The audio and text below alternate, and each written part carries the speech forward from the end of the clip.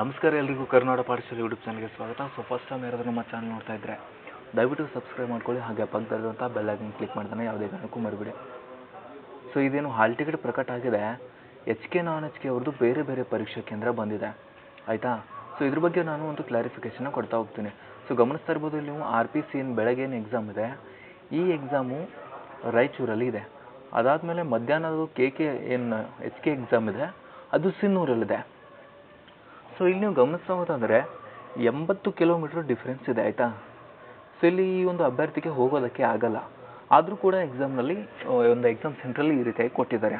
So ಇದಕ್ಕೆ ಪರಿಹಾರ ಏನಪ್ಪ ಅಂದರೆ, ನೀವು KE ಹೆಲ್ಪ್ಲೈನ್ ಅವರಿಗೆ ಕಾಂಟ್ಯಾಕ್ಟ್ ಮಾಡಿಬಿಟ್ಟು ಈ ರೀತಿ ಸಮಸ್ಯೆ ಆಗಿದೆ ಅಂತ ನೀವು ಹೇಳ್ಬೋದು. ಅಂದರೆ ನಾಳೆ ಬೆಳಗ್ಗೆ 8 ಗಂಟೆಯಿಂದ ಸಂಜೆ 8 ಗಂಟೆವರೆಗೂ ಕಾಲ್ ರಿಸೀವ್ ಮಾಡ್ತಾರೆ. ಕಾಲ್ ಮಾಡಿಬಿಟ್ಟು ಕಾಂಟ್ಯಾಕ್ಟ್ ಮಾಡಿ. ಇಲ್ಲ ಅಂದರೆ ಇನ್ನೊಂದು ರೀತಿ ಅವಕಾಶ ಏನಪ್ಪ ಅಂದರೆ, ಬೆಳಗ್ಗೆ ಏನು ಎಕ್ಸಾಮ್ ಸೆಂಟ್ರಲ್ಲಿ ಬರೀತೀರಾ, ಬೆಳಗ್ಗೆ ಏನು RPC non-HK ಏನು ಎಕ್ಸಾಮ್ ಸೆಂಟ್ರ್ ಬರೀತೀರಾ, ಅದೇ ಎಕ್ಸಾಮ್ ಸೆಂಟ್ರಲ್ಲಿ ನಿಮಗೆ ಮತ್ತೆ HK ಎಕ್ಸಾಮ್ ಬರೆಯೋದಕ್ಕೆ ಅವಕಾಶ ಕೊಡ್ಬೋದು. ಈ ಕುರಿತು KE ಅವರು ನಾಳೆ ಒಂದು ಕ್ಲಾರಿಫಿಕೇಷನ್ ಕೊಡ್ತಾರೆ. ನಾನು ಕೂಡ ಅವರಿಗೆ ಒಂದು ಹೆಲ್ಪ್ಲೈನ್ಗೆ ಕಾಂಟ್ಯಾಕ್ಟ್ ಮಾಡಿಬಿಟ್ಟು ಒಂದು ಇನ್ಫಾರ್ಮೇಷನ್ ತಿಳ್ಕೊಂಡು ವಿಡಿಯೋ ಮಾಡಿಬಿಟ್ಟು ನಮ್ಮ ಚಾನಲಲ್ಲಿ ಹಾಕ್ತೀನಿ. ಓಕೆ, ಸೊ ದಯವಿಟ್ಟು ಚಾನಲ್ನ ಎಲ್ಲರೂ ಸಬ್ಸ್ಕ್ರೈಬ್ ಮಾಡಿಬಿಟ್ಟು ನೋಟಿಫಿಕೇಷನ್ನ ಆಲ್ ಅಂತ ಸೆಟ್ ಮಾಡ್ಕೊಳ್ಳಿ.